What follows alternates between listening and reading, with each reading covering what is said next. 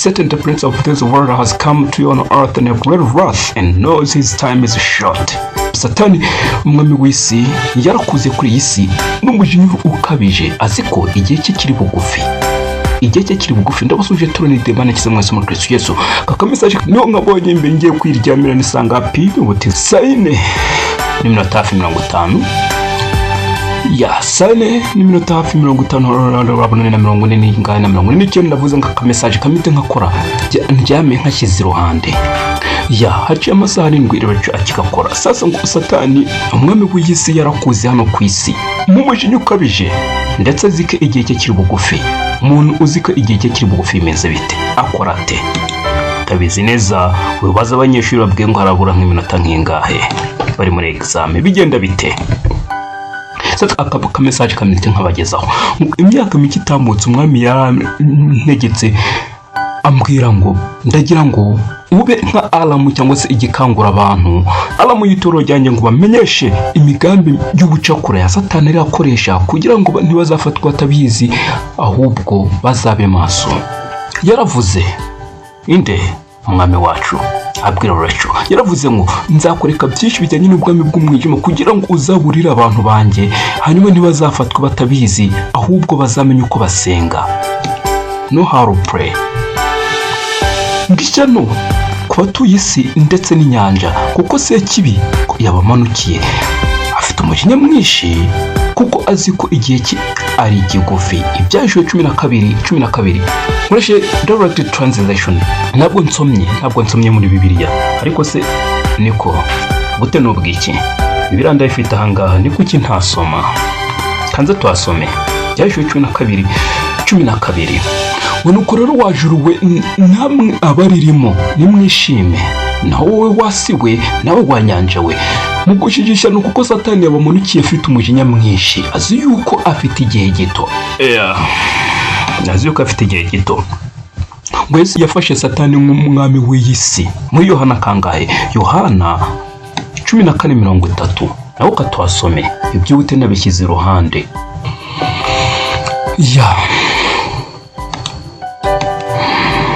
Ngo sinivugana namwe byinshi kuko umutware w'abiyisi aza kandi ntacyo mfiteho. Umutware w'abiyisi ngaraza ariko ntacyo. I will no longer talk much with you, for the ruler of the world is coming and has nothing in me. Ngo niyo mpamvu Satani yeretse Yesu ubwami bw'iyisi, amusezeranya kumwa niyapfukama akamuramya. Murabiza babonye the Bible episode ya nyuma ni bari yakanga ya 3 ya 5 aho ntabwo nibuka. Muri Mateyo 4:8 kugera kwa 9. Nanone seki naho katwasome nakoreshe direct translation yanjye. Bibute nababwiye ngo nabishyize iruhande. Mateyo 4:8 kugera kwa 9. Umwanzi arongera mujyana mu mpinga y'umusozi muremure cyane, amwereka ubwami bwose bwo mu isi n'ubwiza bwabwo. Aramubwira ati biriya byose ndabiguha nupfuka mukandamya. Kristo yamubwiye ngo iki? Nimuzi ujyamo babonye Bible mwarabibonye.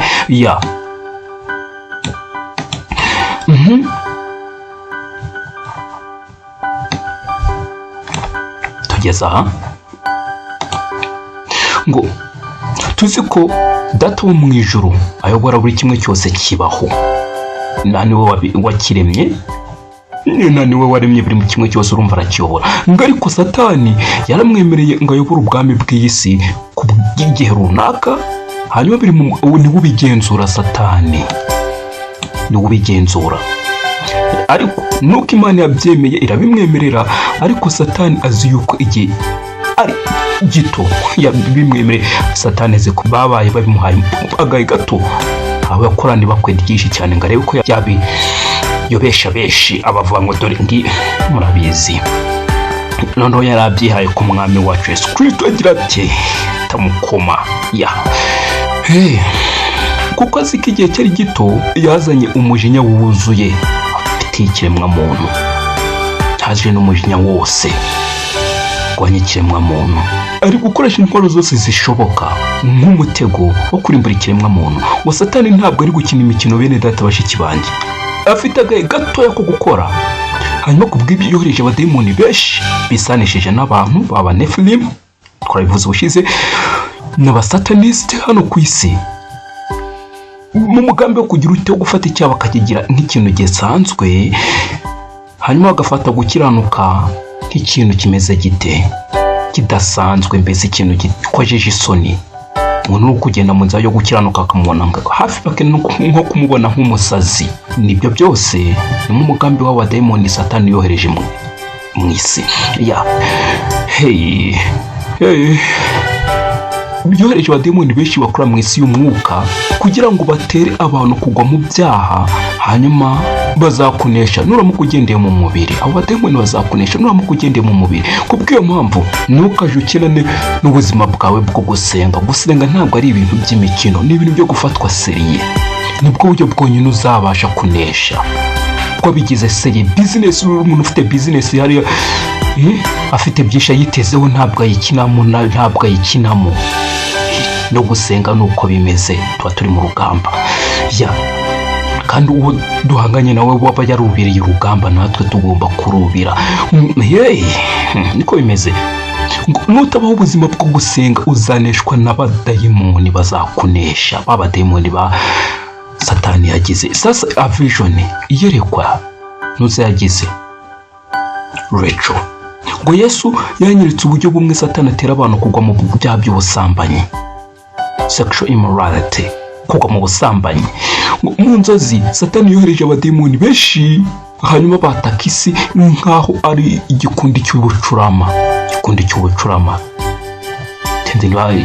Ubucurama bwinshi niba babwita ngo mu Kinyarwanda ntabwo wavuga ishyo niba ari iry'inka, ntabwo wavuga umugana bari uw'ingurube, ntabwo wavuga, sinzi ukuntu wabwita, ariko ngo bari baje ari uko bameze, bari bangana hafi nk'ubucurama, buzura ibice byose byo ku isi. Baragenda batangira kujya baparika ku bice by'ibanga by'abantu, kumva ahantu bapimaga, kuko nyine baje guteza ubusambanyi, nta handi barapima. Igice cy'ibanga nicyo gikora ubusambanyi. Sasa niho bagendaga bakagwa hana mu ubuzima bwo gusenga. Ngo abadayimoni bakimara kugwa ku bice by'ibanga by'abo bantu, aba bantu batangirwa kwatakwa n'abadayimoni birari, bakumva bashaka gukora ubusambanyi bwo mu buryo butandukanye. Ngo Yesu yanyeretse mu iyerekwa aho Satani yari yicaye ku ntebe y'ubwami azengurutswe n'amadayimoni. Nyegera namenye ko ashaka kwigana uburyo Imana ibizengurutswe n'abakuru n'abamarayika ndetse n'ibizima.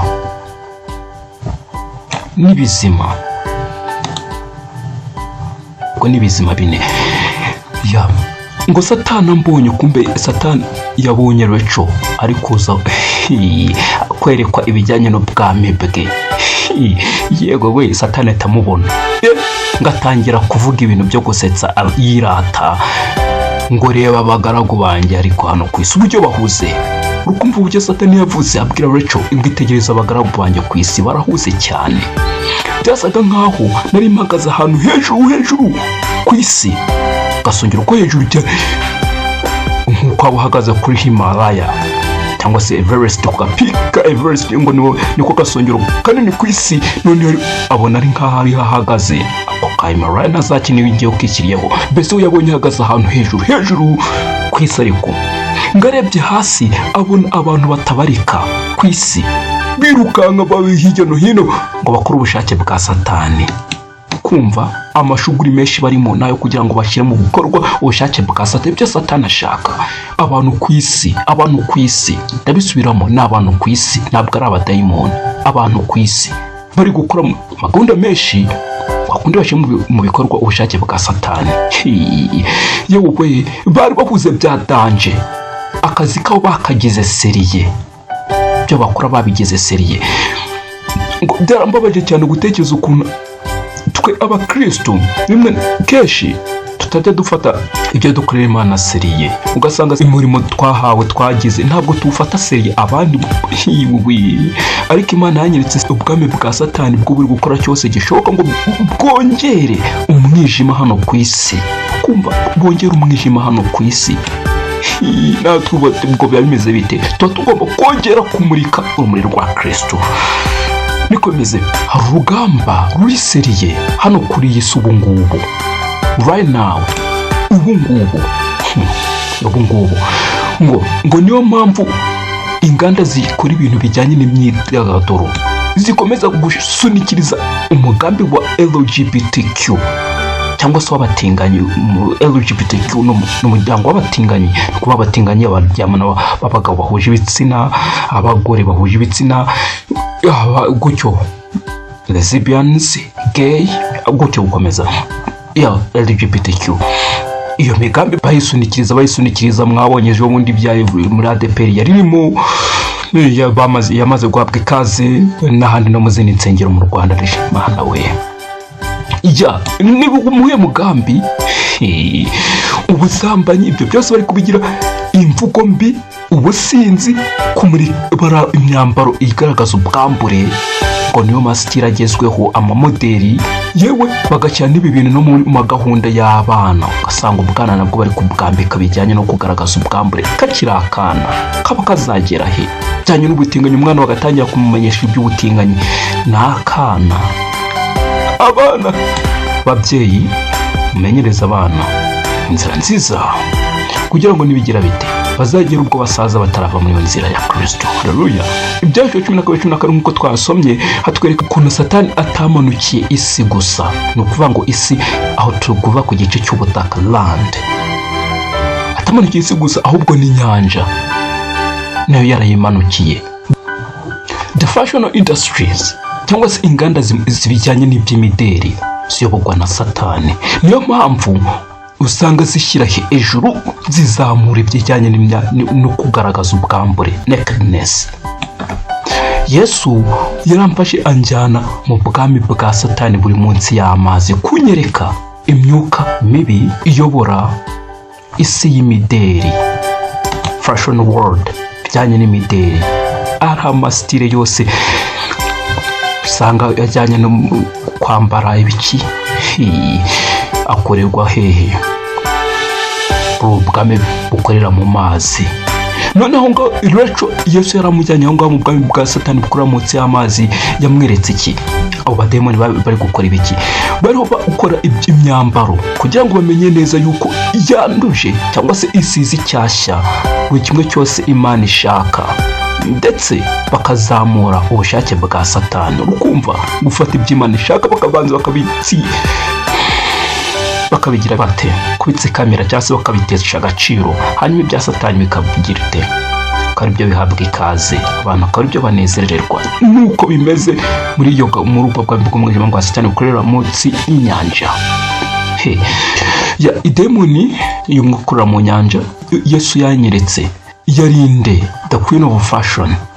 Uwo nguwo ngo ni umwamikazi w'imideri, the queen of fashion, ni umwamikazi w'imideri, nanone uzwi nka queen of the coast cyangwa se umwamikazi wo ku nkombe. Uyu nguyu umenyerwa bita madamu cy'inyanja cyangwa se madamu samaki.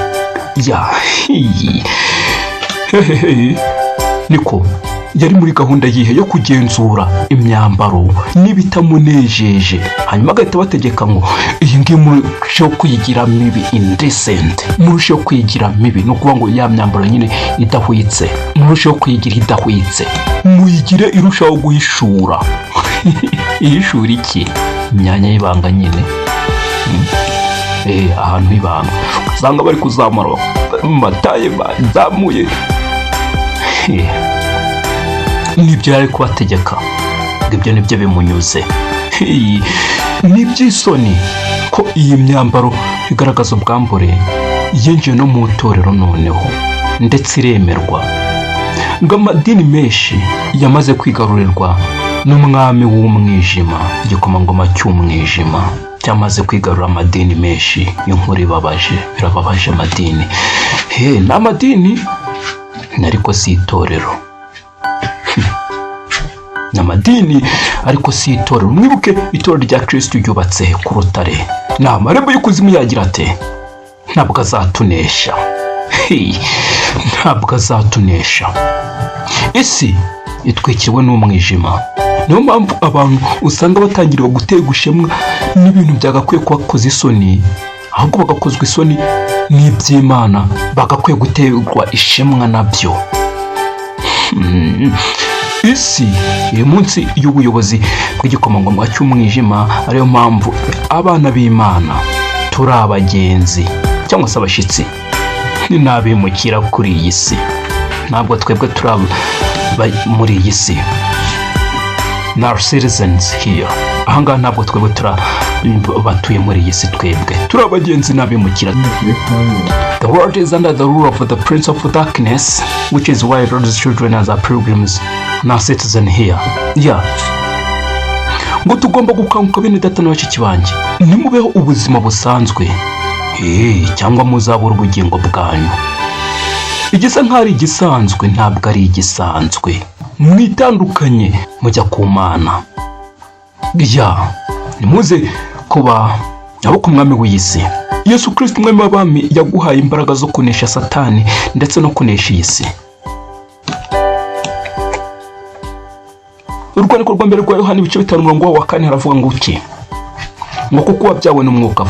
For whoever has been born of God overcome the world.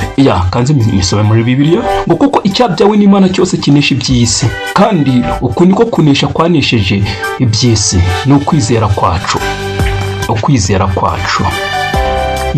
Our faith. Ugomba kubaho ukurikiza inyigisho za Kristo, za Yesu, utagendera ku gisanzwe kuri iyi si.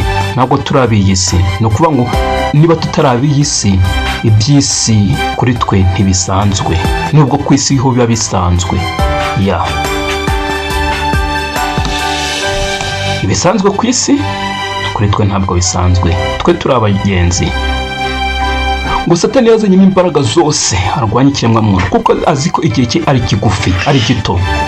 Yazanye imigambi myinshi y'ubucakura, twamunesha gusa tugendeye mu mwuka. Umubiri nta mbaraga ufite kuba wanesha Satani, nibyo nababwiye no gushize.